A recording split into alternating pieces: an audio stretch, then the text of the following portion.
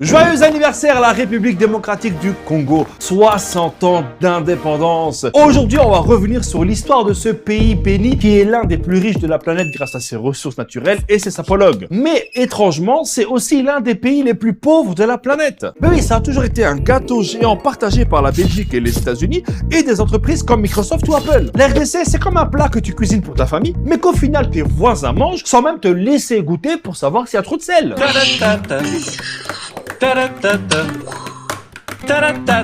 Évidemment, on ne peut pas parler de la RDC sans parler de la Belgique. Deux pays intimement liés, unis par les liens forcés du colonialisme. Et je te le dis direct, tu vois la Belgique comment tu la vois? Eh bien, sans le Congo, elle s'appellerait pas Belgique, mais plutôt Moche-gique. Et retrouvez-moi tous les jeudis pour des jeux de mots de folie. Non, il n'y a pas d'eau, mais abonne-toi. Alors, petit cours d'histoire. Le jeune Abdel est né le 31 mars 1989. Ah non, excusez-moi, c'est encore bien avant.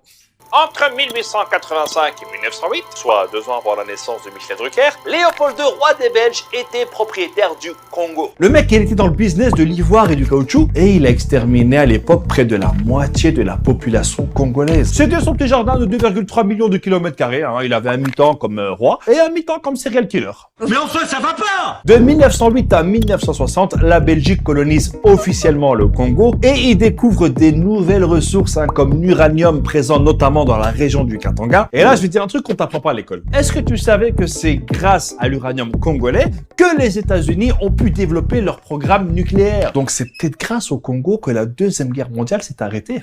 Ah ouais, ça t'embouche un quoi? Allez, je t'emballe ça et tu sers ça à ton prochain repas de famille. C'est cadeau. On fait que donner ici, n'est-ce pas?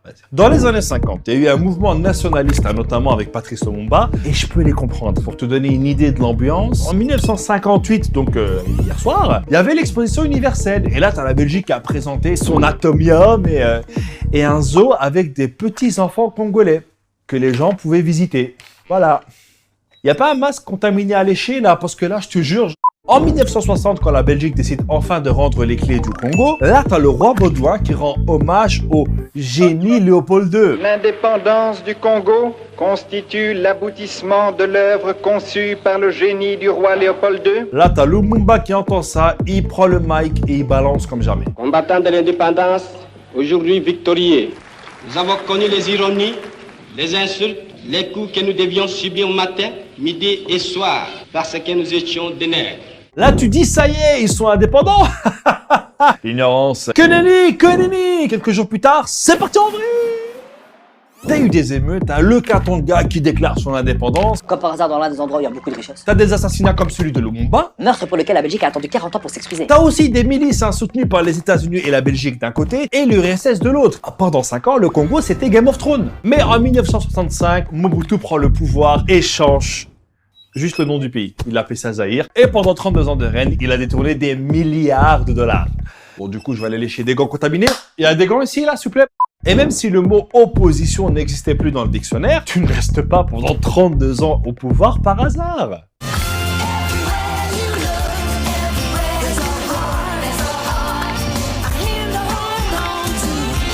Pas comment vous faites là, malgré le travail, vous êtes toujours dans une forme extraordinaire. En 1996, Laurent Désiré Kabila mène une rébellion et renverse Mobutu, avec le financement d'entreprises comme American Mineral Field.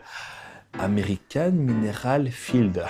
Sacré suédois. Et c'est là que commencent 2 guerres successives qui feront plus de 6 millions de morts. Et c'est surtout là que le chaos a fait un enfant qui s'appelle le pillage.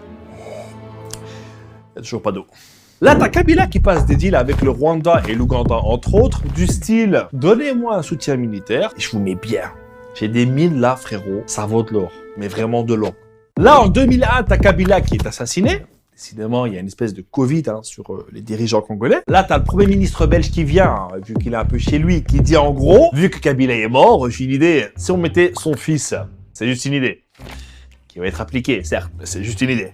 Depuis la fin de la Deuxième Guerre en 2002, les troupes étrangères se sont retirées, mais ont laissé la place à plein de groupes armés financés par des pays voisins pour le pillage des ressources. Et alors là, tout y passe. Or, cuivre, diamant ou encore cobalt et coltan. C'est ces trucs qui servent à fabriquer ton smartphone ou ton ordinateur. Et il y aurait plus de 40 000 enfants qui travaillent plus de 10 heures par jour pour extraire le cobalt qui est utilisé pour des entreprises comme Microsoft, Apple ou Samsung. Donc quelque part, le smartphone ou l'ordinateur que tu es en train d'utiliser pour regarder cette vidéo par exemple, contient certainement une part de la richesse de la RDC. Depuis 2019, le pays a un nouveau gouvernement et il est à 2 doigts de mettre Ebola au chômage. Mais selon vous, qu'est-ce que la RDC peut faire de plus pour enfin rayonner comme elle le mérite? Vous mettez ça en commentaire et je souhaite une bonne fête de l'indépendance à tous les Congolais. Rendez-vous la semaine prochaine. Ciao!